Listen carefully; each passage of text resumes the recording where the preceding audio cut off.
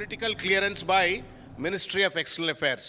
దీనికి ఇది కూడా ఈపీఓఎల్ clearance.gov.in అని చెప్పని ఒక వెబ్సైట్లో నువ్వు ఎందుకు పోతున్నావు అని చెప్పని షెడ్యూల్ అంతా అప్లోడ్ చేయవలసినట్టు అవసరం ఉంటుంది. తర్వాత అది మినిస్ట్రీ ఆఫ్ ఎక్స్టర్నల్ అఫైర్స్ వాళ్ళు ఎవాల్యుయేట్ చేసి ఫారిన్ పాలసీకి అనుగుణంగా ఉందా ట్రిప్ అని చెప్పని వాళ్ళు ఎవాల్యుయేట్ చేస్తారు. రెండవది FCRA క్లియరెన్స్, అది కూడా మినిస్ట్రీ ఆఫ్ హోమ్ అఫైర్స్ వాళ్ళు ఇస్తారు.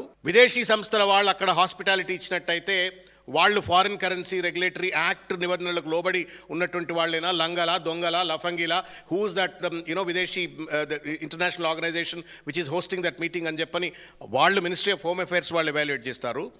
Third, department of economic affairs వాళ్ళు విదేశీ మారక ద్రవ్యం ఎంత ఖర్చు అవుతా ఉంది. ఇప్పుడు ఈయన అమెరికాకు పోతే మన పైసలన్నీ డాలర్లకు కన్వర్ట్ అవుతాయి కదా, కోట్ల రూపాయలు. సో ఎంత విదేశీ మారకం ఖర్చు అవుతుంది అనేట అంశాన్ని అంటే ఏంటి, Ministry of External Affairs has to give a clearance, Ministry of Home Affairs has to give a clearance, Department of Economic Affairs has to give a clearance, and finally ఇవన్నీ కూడా వివరాలు ప్రైమ్ మినిస్టర్ కార్యాలయానికి PMOకు చేర్చవలసినట్టు అవసరము ఉంటుంది. ఇంత పెద్ద హేతుబద్ధమైనటువంటి ఒక పర్యటన ఒక ముఖ్యమంత్రి హోదాలో కూర్చున్న వ్యక్తి పోతున్నాడు.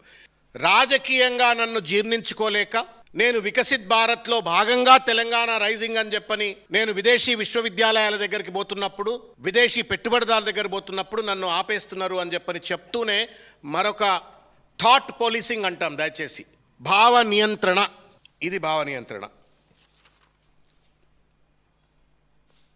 నేను ట్రిబ్యూన్లో చూసిన ఇది,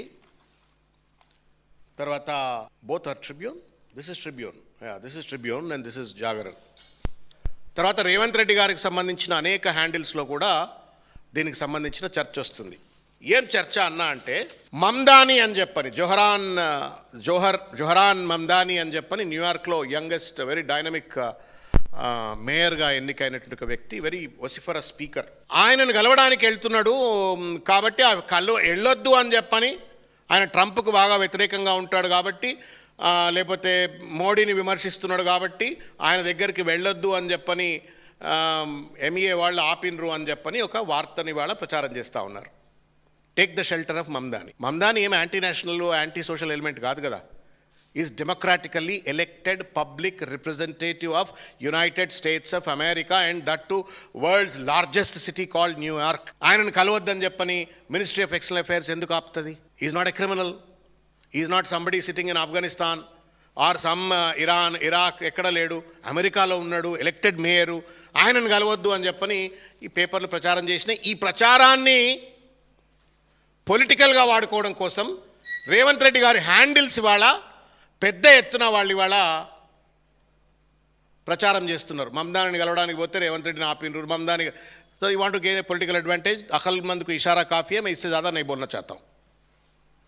इसको शील्ड लेते हुए जो है सो उन्होंने उनका जो नाजायज़ काम जो वहाँ पे अमेरिका में करना चाहता था उसको कवर अप करने के लिए ममदानी का नाम ले लिया है. ఆమ్దాని కోసం పోతుండా మమ్దాని కోసం పోతుండా ఎవరు చెప్పాలన్నా?